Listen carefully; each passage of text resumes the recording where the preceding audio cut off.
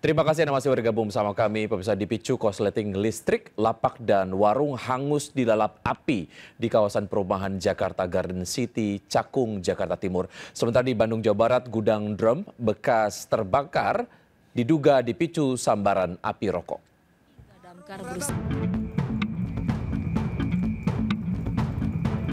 Api dengan cepat membesar dan melalap lapak dan warung di area perumahan Jakarta Garden City, Cakung, Jakarta Timur.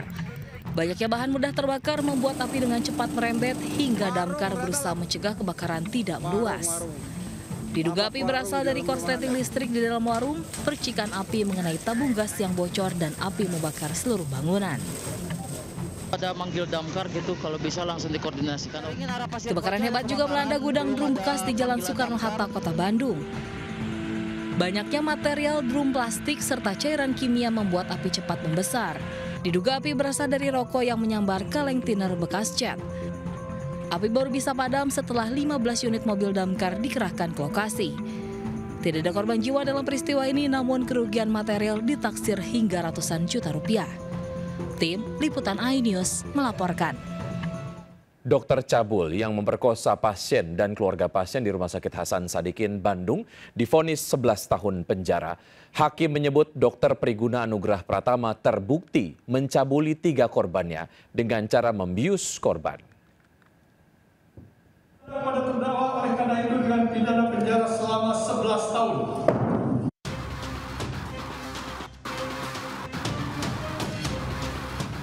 Majelis Hakim Pengadilan Negeri Bandung menjatuhkan vonis 11 tahun penjara dan denda 137 juta rupiah kepada Dokter Priguna Anugrah Pratama. Hakim menilai Dokter Priguna terbukti melakukan tindakan asusila kepada pasien dan keluarga pasien di Rumah Sakit Hasan Sadikin, Bandung. Hakim menyebut terdakwa menggunakan obat bius untuk melampiaskan nafsu bejatnya kepada 3 korbannya. Menanggapi vonis hakim, kuasa hukum terdakwa menyatakan akan fikir-fikir untuk mempertimbangkan langkah hukum selanjutnya. Sebelumnya, jaksa menuntut Dokter Priguna dengan hukuman yang sama, yakni 11 tahun penjara. Adapun kasus dokter cabul ini menuai sorotan publik setelah terungkap pada Maret 2025 lalu. Terdakwa yang merupakan mahasiswa program pendidikan dokter spesialis anestesi diketahui mencabuli pasien dan keluarga pasien. Dari Bandung, Jawa Barat, Yanuar Candika, iNews melaporkan. Yang sakit harus ditandu sejauh 7 km untuk mendapatkan perawatan. Informasinya usai jeda berikut.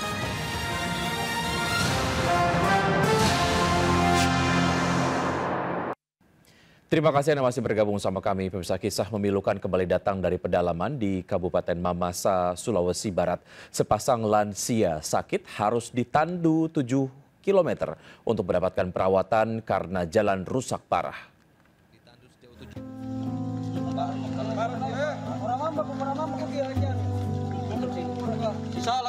Pasangan suami istri lansia di Desa Indo Banua, Kabupaten Mamasa, Sulawesi Barat ditandu sejauh 7 km untuk mendapatkan perawatan karena sakit parah.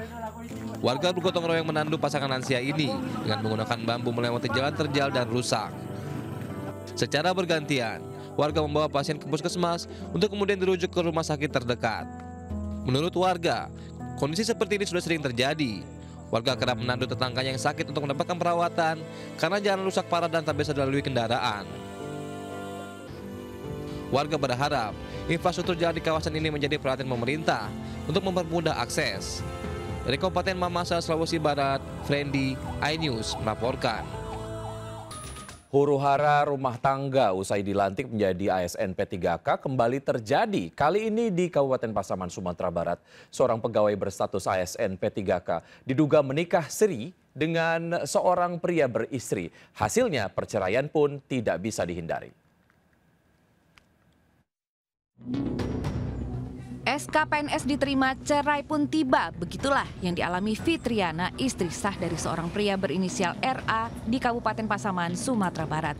Fitriana mengaku gugatan cerai yang dilayangkan suaminya bukan karena masalah rumah tangga, melainkan karena RA telah menikah siri dengan seorang perempuan berstatus ASN P3K yang baru saja dilantik.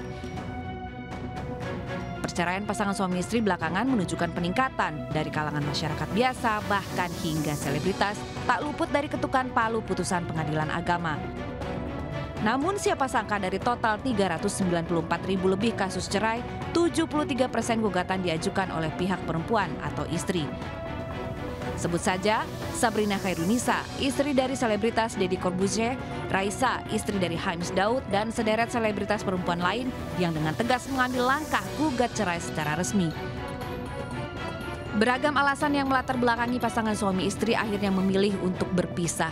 64% disebabkan karena perselisihan terus-menerus, 25% masalah ekonomi, dan juga ditinggalkan oleh salah satu pihak.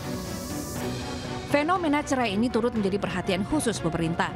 Banyaknya pasangan muda menikah tanpa pemahaman mendalam tentang tanggung jawab emosional dan spiritual dinilai menjadi salah satu penyebabnya. Karena itulah, Kementerian Agama bertekad memperluas edukasi pranikah agar tidak mudah bagi pasutri untuk mengucapkan kata cerai. Mirisnya lagi, sesuai data Kemenak, tingginya angka perceraian dibarengi dengan penurunan angka pernikahan terus-menerus. Tim Liputan iNews melaporkan.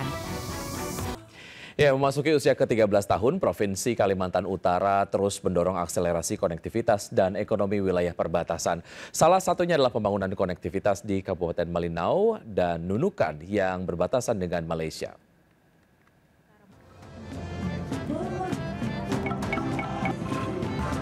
Peringatan Hari Ulang Tahun ke-13 Provinsi Kalimantan Utara di Lapangan Agatis berlangsung meriah.